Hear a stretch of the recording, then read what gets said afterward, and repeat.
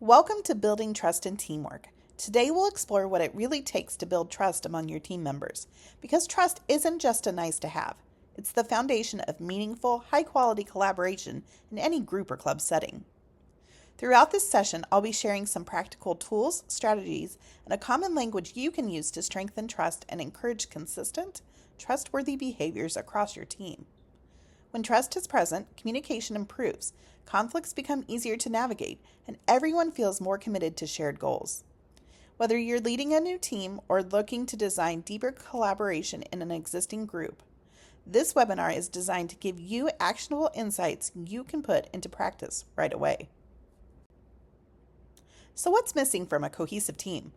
I've already given you a big hint with the session title. Some of the most common answers are typically trust and respect. We want to assume that everyone's intentions are honorable, but often we have not asked the right questions or have not made expectations clear in order to confirm what we think we know. That leads us to the 4 cores of credibility. Integrity. Do you walk the talk? Do you do the right thing, especially when it's the hard thing to do? Intent. Are you acting in the best interests of everyone? Capability. Do you approach work with energy and a determination to contribute? Do you have a style that gets in the way or eases the path for others?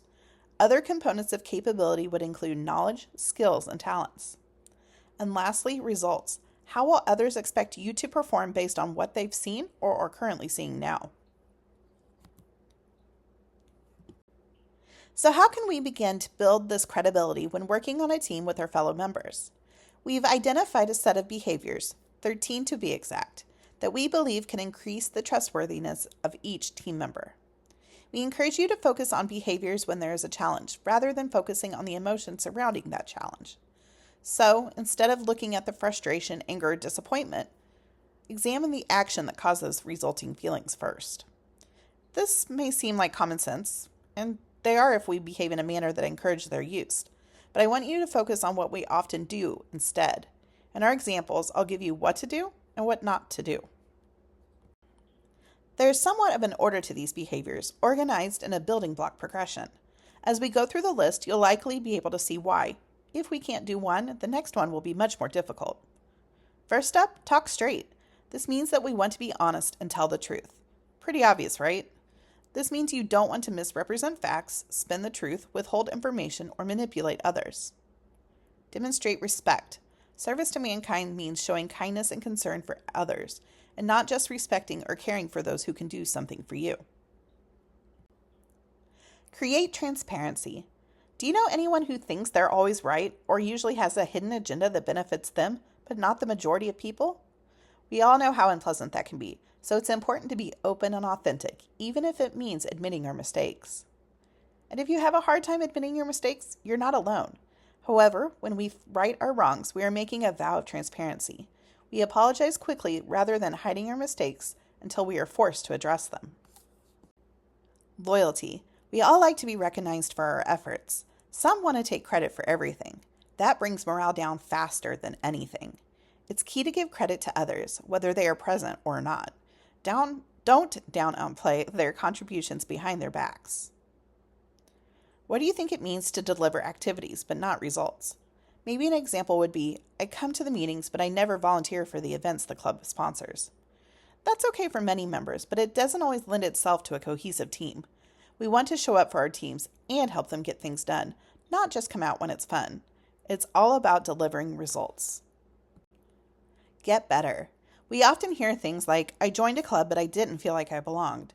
Everyone sat at their same spots during the meetings and never invited me to join them. Yet, we spend lots of time in those same meetings wondering why we're losing members. How can we get better? Continue to find meaningful ways to improve your club's experience rather than just talking about the need for change. Confronting reality harkens back to one of the 4 cores, capabilities. Is there a member who has a communication or work style so abrasive that it's affecting the engagement or even lack of engagement of other members? How do you confront this challenge?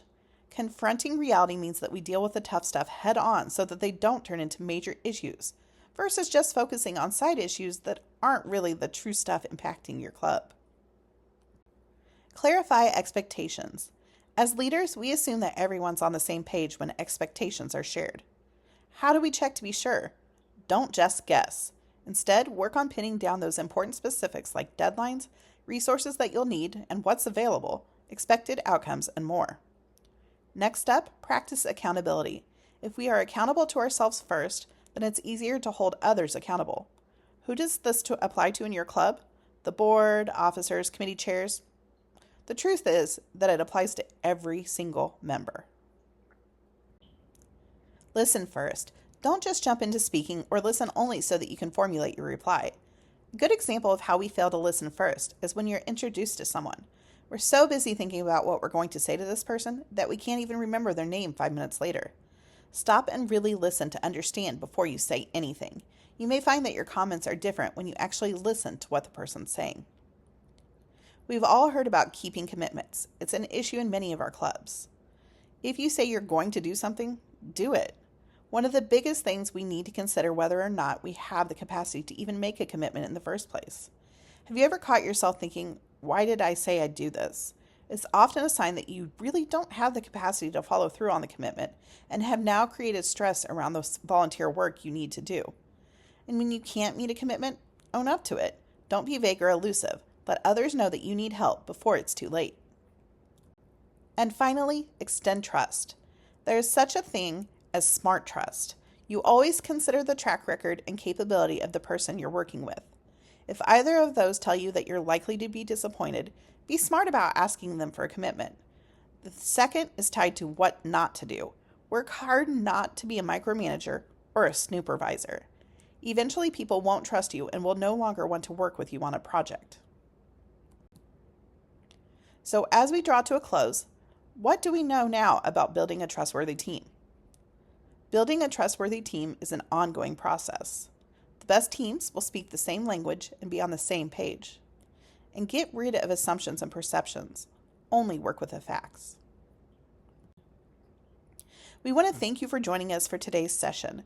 We truly believe that cultivating trust amongst your club members and volunteers can create an atmosphere where everyone is proud to be a Sertoman.